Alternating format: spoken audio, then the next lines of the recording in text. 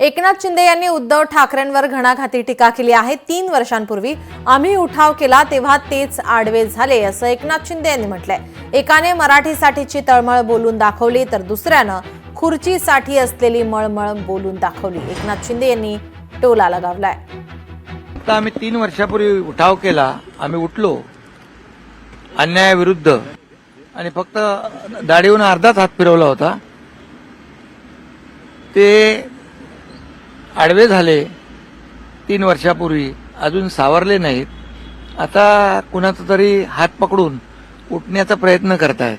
त्यामुळे उटेगाणी वगैरे हे सगळं बोलण्याचं मला वाटतं त्यांना ते शोभत नाही। त्याला मनगटात जोर लागतो, फक्त तोंडाच्या वाफा सोडून होत नाही। त्यामुळे मी एवढंच सांगेन, एकाने मराठीबद्दल असलेली जी काही तळमळ बोलून दाखवली आणि दुसऱ्याने सत्तेसाठी आणि खुर्चीसाठी असलेली मळमळ बोलून दाखवली।